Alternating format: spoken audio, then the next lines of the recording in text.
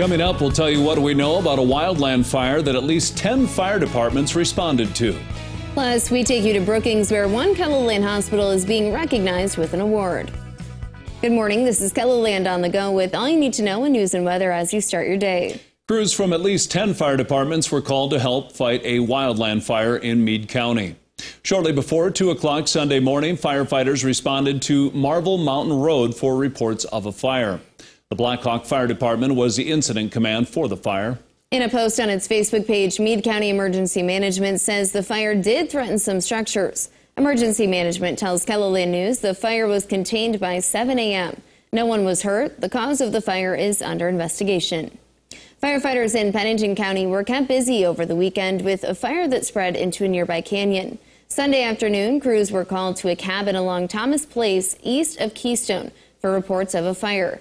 The Pennington County Sheriff's Office posted these pictures of the fire to its Facebook page. In the pictures, you can see the fire spread into a nearby canyon. The Sheriff's Office says the fire is at 15 acres. They also say no other structures are threatened by the fire, and crews are making progress.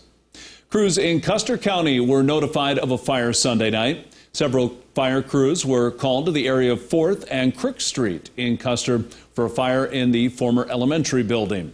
The Custer County Sheriff posted these pictures to his Facebook page. In one of the pictures, you can see some smoke coming from the building. The Sheriff's Office is asking people to avoid the area.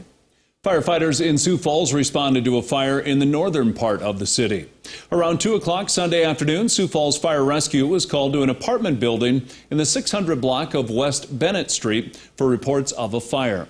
Crews first on scene found light smoke coming from a ground-level unit. The resident was able to get out of the unit but did receive minor injuries.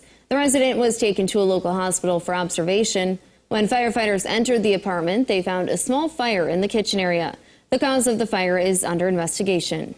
Turning to weather now, cooler temps are moving into KELOLAND. Let's see how cool they could get with meteorologist Brian Karstens. Yes, cool weather dominating much of the forecast, including today. Not all that warm, especially with the wind. Let's have a look at Futurecast. Just in the short-term outlook today, we've got these morning temperatures right now in the 30s, and we'll probably see a slow increase over the next several hours, but you'll also notice that maybe some moisture in the air, a little rain or snow for Mobridge and Aberdeen, possibly Watertown by the lunch hour. And then some of that will sink south, although it will likely dissipate as it does so towards Sioux Falls. But don't rule that out. If you're in Huron and Brookings, you could see a little bit of rain or snow dotting the radar pictures there late in the day. Even overnight tonight, there could be a little snow in the air for Watertown and Ortonville, and it's going to be chilly. When you have the wind in with these temperatures, it's not going to feel like it has here much of the past 7 days. We'll take a closer look at Futurecast and those details in just a few minutes. Thanks, Brian. A KELOLAND hospital is being named a top 20 rural community hospital in the country. Brookings Health System has now received this recognition 4 times in the last 5 years. The president and CEO says patient care remains a priority. Having their patient satisfaction top of mind, so customer service, then you got to be good at what you do. You got to provide great quality and great outcomes, and that's what we've been focused on here at Brookings Health for a long time. In addition to the Top 20 award, Brookings Health System has also been named to the Top 100 Rural and Community Hospitals list for a 6th year in a row. The Sioux Falls Area Humane Society's biggest fundraiser of the year takes place next weekend. Pause to Celebrate is on April 17th at the Sioux Falls Convention Center. While the event will be held in person, there's another way for people to participate. We're doing a little bit of a hybrid event this year. If people are not comfortable coming in person, they can access our silent auction online for $50. To purchase tickets and get other event information about Pause to Celebrate, click the link in this story on KELOLAND.com. Well, think of it as a kind of Shark Tank spinoff for KELOLAND High School and college students. Dakota State University hosted its first ever Entrepreneurs Day Saturday, inviting both high school and college students to pitch their business ideas in front of judges. We wanted to celebrate the people who are doing really interesting and exciting things in the student entrepreneurial world. We wanted to get everybody together, take advantage of this wonderful space that we have here on campus, and just share with the world these ideas that these young people have. The winning students were awarded cash prizes for their presentations. And that's a look at some of our top stories. Now let's get one last look at your weather with meteorologist Brian Karstens. Brian? All right, weather today featuring a gusty northwest wind.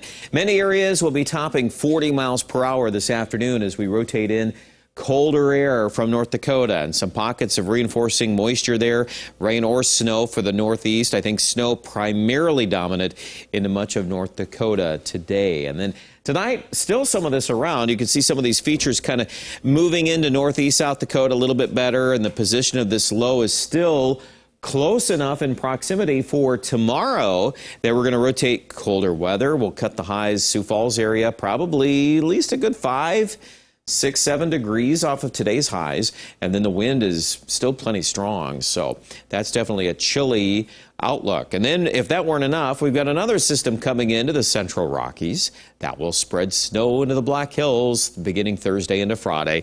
A little early to call the specifics on the amount of snow with this, but easily could get accumulating snow here in the higher elevations, and that could even spread into the plains of western South Dakota. So moisture-wise, that's a good thing. We need more of that in the west, and certainly I think we're going to see some as we wrap up your work week. Even Sioux Falls could get a couple of showers by Friday.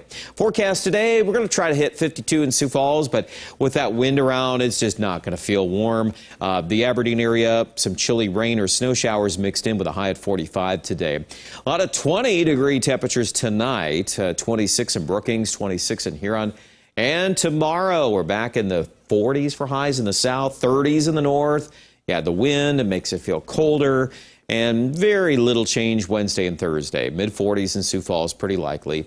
Get a little rain tossed in for good measure on Friday, and then the weekend may try to warm a little bit, but that could easily be replaced by another shot at colder air early next week. So no hurries here on planting weather. Aberdeen also cooling down. Much of the 7-day forecast is mentioned there. Could see some of that moisture on Friday as that Rockies low kicks out. Probably a little better chance of that in the Pierre area.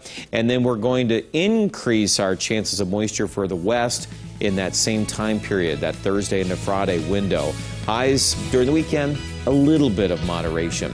Check out details online right here at KELOLAND.com, and have a great day.